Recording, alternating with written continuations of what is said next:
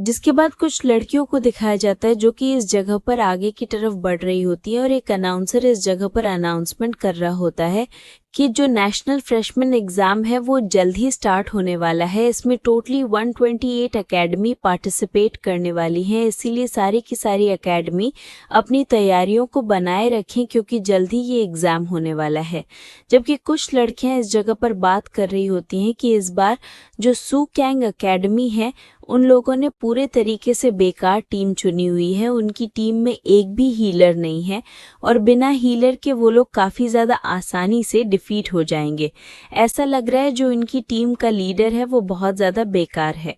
दो लड़कियां इस जगह पर जो कि सू कैंग एकेडमी की होती हैं वो सारी की सारी चीज़ों को सुन रही होती हैं, इसीलिए वो तुरंत इस जगह पर आते हुए कहने लगती हैं तुम लोगों को नहीं पता इस बार लीडर कौन है। इस बार लीडर जू है जो कि काफ़ी ज़्यादा स्ट्रांग है। उसके होते हुए हम लोगों को हीलर की कोई भी ज़रूरत नहीं है।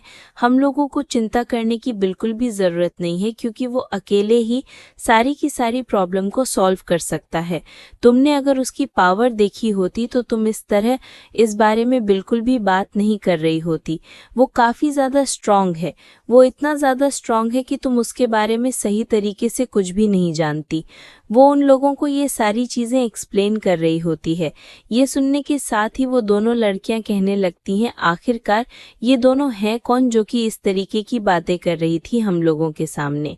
इसके बाद कुछ और सू कैंग एकेडमी की लेडीज़ को दिखाया जाता है जो कि इस जगह पर बैठी होती हैं और ये टीम लीडर होती हैं और वो दो लड़कियां इनकी मेंबर होती हैं। फिर वो बोलने लगती हैं कि जो इस जगह पर जू है वो सही में काफ़ी ज़्यादा स्ट्रांग है। अगर वो इस जगह पर अकेले ही इस टूर्नामेंट में पार्टिसिपेट करता है तो भी शायद से वो फर्स्ट पोजीशन को हासिल कर लेगा। इसी के साथ ही सीन शिफ्ट होता है। हम जू को दिखाते हैं जो कि इस जगह पर वापस से जू इस जगह पर ट्रेनिंग रूम होता है वहाँ पर ट्रेनिंग कर रहा होता है, लेकिन इस बार उसके लिए ट्रेनिंग काफ़ी ज़्यादा आसान हो चुकी थी क्योंकि वो लेवल 22 पर आ चुका था। वो बोलने लगता है ये ट्रेनिंग अब मेरे लिए पहले के मुकाबले काफ़ी ज़्यादा आसान हो गई है। इस बार तो मुझे बिल्कुल भी स्ट्रगल नहीं करना पड़ा। शायद से इन सारी चीज़ों के लिए मुझे मिस सू से बात करनी होगी। तभी उसे इस जगह पर एक कॉल आता है जिसे देखते हुए वो कहने लगता है शायद से मिस सू का होने वाला है। मिस सू कहने लगती है मैं इस जगह पर तुमसे एक चीज़ कहना चाहती हूँ। जो इस जगह पर हॉल मास्टर वू है वो तुमसे मिलना चाहते हैं। वो तुम्हारे स्पेशल ट्रेनिंग प्रोग्राम को स्टार्ट करने वाले हैं, इसीलिए जल्दी इस जगह पर आ जाओ क्योंकि ज़्यादा दिन नहीं बचे। जल्दी ही जो कंपटीशन है वो स्टार्ट होने वाला है। जू भी बोलने लगता है स्पेशल ट्रेनिंग प्रोग्राम में इसी के लिए तो मैं इंतज़ार कर रहा था। वो काफ़ी ज़्यादा तेज़ी से निकल जाता है और हम देखते हैं जब वो आगे की तरफ बढ़ रहा होता है वो इस जगह पर सारे के सारे लोगों को उस जगह पर बैठा हुआ देखता है। अंदर से कुछ बातों की आवाज़ें आ रही होती हैं जिसमें इस जगह पर उसी नेशनल टूर्नामेंट के बारे में बातें चल रही थी। आखिरकार हमारे स्टूडेंट किस तरीके से चीज़ों को बढ़िया कर सकते हों और अपनी पोटेंशियल को और भी ज़्यादा अच्छी तरीके से दिखा सकते हैं सभी लोगों के सामने, क्योंकि उस जगह पर हमारी जो एकेडमी है वो लगभग 2 सालों से चैम्पियन बनती आई है और इस साल भी हमारी एकेडमी को चैम्पियन बनना होगा। जैसे ही सभी लोग जू को देखते हैं वो काफ़ी ज़्यादा खुश हो जाते हैं। चूरन जो कि तुरंत जू के पास आ जाती है और कहने लगती है आखिरकार तुम इतना लेट क्यों हो गए। जू माफ़ी मांगते हुए कहता है मुझे लगा था इस जगह पर तुम लोग अभी तक नहीं आए होगे, मैं इस जगह पर थोड़ा लेट हो गया, मुझे इन सारी चीज़ों के लिए माफ़ करना। वो तुरंत ही टीचर से भी इस जगह पर माफ़ी मांगता है इन सारी चीज़ों के लिए। टीचर बोलने लगते हैं इस बारे में चिंता करने की ज़रूरत बिल्कुल भी नहीं है, अपनी सीट के ऊपर जाकर बैठ जाओ। मैं इस जगह पर सभी लोगों से तुम्हें इंट्रोड्यूस करता हूँ। वो उसके सबसे पहले टीम मेंबर से इंट्रोड्यूस करवाता है जिसका वेई होता है, जो कि इस जगह पर कहने लगती है मैं तुम्हारी टीम में रहकर काफ़ी ज़्यादा खुश महसूस कर रही हूँ।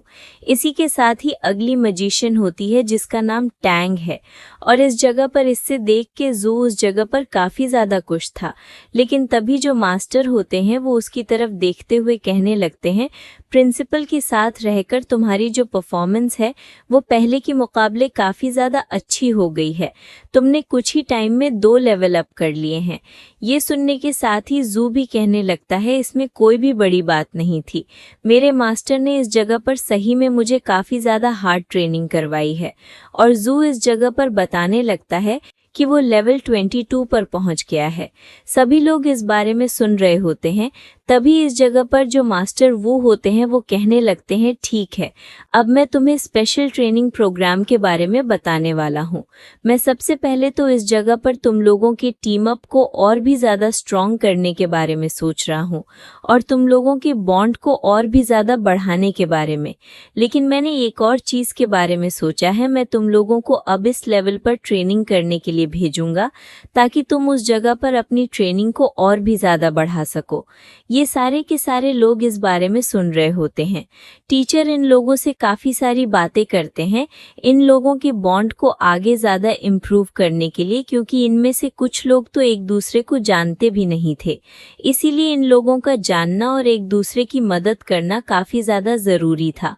जो मजिशियन टैंग होती है वो इन सारी चीज़ों को सुन रही होती है और कहने लगती है जू के लिए ये सारी चीज़ें बिल्कुल भी मुश्किल नहीं हैं, लेकिन हम लोगों के लिए ये चीज़ें मुश्किल होने वाली हैं, क्योंकि टीम लीडर के बारे में ये काफ़ी सारी बातें हैं, जिनमें से एक ये बात भी है कि अब इस लेवल डिफ़िकल्टी को उन्होंने अकेले ही क्लियर किया है।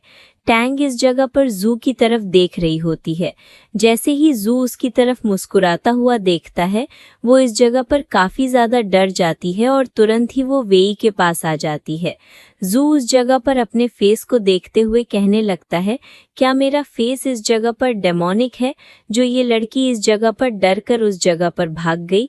और तुरंत ही ये लोग अब इस लेवल डिफ़िकल्टी के अंदर आ जाते हैं और यहाँ आने के साथ ही जू इन लोगों से कहने लगता है, मैं तुम लोगों से एक चीज़ पूछना चाहता हूँ, इस जगह पर कोई प्लान बनाने की ज़रूरत है या फिर हम लोग अलग अलग तरीके से काम करने वाले हैं? सभी लोग इस जगह पर कहते हैं हम लोगों को एक प्लान बनाने की ज़रूरत है और वैसे भी तुम हमारे लीडर हो, हम लोगों को ज़्यादा डरने की बिल्कुल भी ज़रूरत नहीं है। जू भी इन लोगों से कहता है चलो ठीक है, सबसे पहले मैं इस जगह पर प्लान के बारे में तुम लोगों को बता देता हूँ। किसी को अगर कुछ प्रॉब्लम है तो मुझे अभी बता दे। सभी लोग इस जगह पर बोलते हैं हम लोगों को कोई भी प्रॉब्लम नहीं है। इसी के साथ ही जो गॉब्लिन मॉन्स्टर होते हैं काफ़ी ज़्यादा तेज़ी से सामने की तरफ आने लगते हैं। जू भी इस जगह पर बताता है तुम में से 2 लोग इस जगह पर फ्रंट की तरफ रहेंगे, मैं इस जगह पर पीछे की तरफ रहूंगा।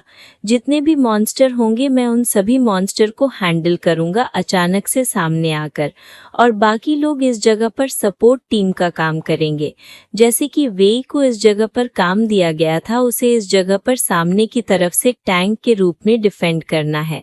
वो तुरंत ही आगे की तरफ बढ़ जाती है और आगे की तरफ बढ़ते हुए कहने लगती है टीम लीडर, मैं इस जगह पर अपने काम को करती हूँ, और तुरंत ही अपने पावरफुल पंचेस के साथ ही मॉन्स्टर को डिस्ट्रॉय करना स्टार्ट कर देती है। लेकिन तभी जू भी पीछे की तरफ से बफ देता है। जैसे ही वो बफ देता है उसकी पावर पहले के मुकाबले काफ़ी ज़्यादा बढ़ जाती है। ये देखकर वो हैरान होती है और कहने लगती है टीम लीडर जो बफ इस जगह पर दे रहे हैं वो सही में इस जगह पर काफ़ी ज़्यादा स्ट्रॉन्ग है। ये देखने के साथ ही इस जगह पर जो मजिशियन टैंग होती है वो भी हैरान होते हुए कहने लगती है मुझे बिल्कुल भी समझ में नहीं आ रहा जो टीम लीडर के बफ हैं वो इतनी ज़्यादा तेज़ी से कैसे यूज़ हो पा रहे हैं। मैं भी इस जगह पर किसी मैजिक को कास्ट करने में 3 सेकंड का टाइम लगाती हूँ, लेकिन जो इस जगह पर लीडर हैं वो बस कुछ ही मिली सेकेंड्स में इस जगह पर कास्ट कर दे रहे हैं किसी भी चीज़ को। वो तुरंत इस जगह पर एक आइस एंजल को बनाती है, यानी कि एक आइस फीनिक्स को, और उसे आगे की तरफ भेज देती है मॉन्स्टर के ऊपर अटैक करने के लिए। मॉन्स्टर को भी काफ़ी ज़्यादा प्रॉब्लम हो रही थी क्योंकि आइस की जो पावर था वो काफ़ी ज़्यादा स्ट्रॉन्ग थी, जबकि हमें दूसरी तरफ चूरन को दिखाया जाता है जो कि अपनी एबिलिटी को यूज़ करते हुए सारे के सारे मॉन्स्टर को मार रही होती है। जू भी कहने लगता है मुझे इस जगह पर लगता है तुम लोगों को थोड़े बहुत सपोर्ट की ज़रूरत है। वो अपनी पावर को और ज़्यादा बढ़ा देता है। बाकी लोग भी अपने काम को सही तरीके से कर रहे होते हैं। चूरन उस जगह पर कहती है बॉस, जैसे कि आपने मुझसे काम करने को कहा था मैं वैसे ही कर रही हूँ। ये लोग इस जगह पर धीरे धीरे करके आगे बढ़ रहे होते हैं, लेकिन इस जगह की जो डिफिकल्टी थी वो बहुत ज़्यादा थी। ये देखने के साथ ही जू भी कहने लगता है ये इस जगह पर सही में काफ़ी ज़्यादा अमेजिंग है, जबकि गॉब्लिन्स भी इस जगह पर अपने अटैक्स को यूज़ कर रहे होते हैं। वो इस जगह पर एरो का यूज करते हुए सारे के सारे हमले कर रहे होते हैं। जू भी कहने लगता है चलो ठीक है, इस जगह पर अब मुझे भी मैदान में उतरने की जरूरत है। अभी तक उसने कुछ भी नहीं किया था फाइट के दौरान, लेकिन अब जू भी खुद इस जगह पर फाइट में आने वाला था। जू तुरंत ही अपनी जगह से गायब हो जाता है और हम देखते हैं जो लाइट एनर्जी होती है बचना काफी ज्यादा मुश्किल था, क्योंकि इसने लास्ट टाइम पर जू से फाइट करी थी और जू के लिए भी काफी ज्यादा डिफिकल्ट हो गया था इसके साथ फाइट करना। और हम देखते हैं जो वो पेपर होते हैं उनसे गॉब्लिन्स बिल्कुल भी नहीं बच पा रहे थे और ये पेपर थोड़े ही टाइम बाद उस जगह पर ब्लास्ट हो जाता है, जिस वजह से वो गॉब्लिन्स भी मारे जाते हैं। और लगातार ये धमाकों को देखने के बाद जो टीचर्स होते हैं वो कहने लगते हैं इन लोगों का टीम वर्क काफी ज्यादा अच्छा है। लेकिन ये सुनने के साथ ही मिस सू कहने लगती हैं आपको नहीं पता, शायद से जू अकेले ही एक अबिस लेवल डिफिकल्टी को क्लियर कर चुका है इससे पहले। ये सुनने के साथ ही मास्टर वू बोलने लगते हैं तुम्हें क्या लगता है मुझे इन सारी चीजों के बारे में पता नहीं होगा? मैंने इन सारी चीजों को पहले से ही ध्यान में रखा हुआ है। मिस सू कहने लगती हैं बहुत ज्यादा आसानी से जू और उसकी टीम इस जगह से निकल जाने वाली है। लेकिन ये सुनने के साथ ही मास्टर वू कहने लगते हैं मैंने इस जगह पर पहले ही सारी चीजों को एनालाइज कर लिया है, इसीलिए इस बार का जो डिफिकल्टी लेवल है वो पहले के मुकाबले काफी ज्यादा है। तुम लोगों को लग रहा होगा कि ये एरिया डिफिकल्टी लेवल के अकॉर्डिंग खाली अबिस लेवल पर है, लेकिन ये सारी चीजें गलत हैं।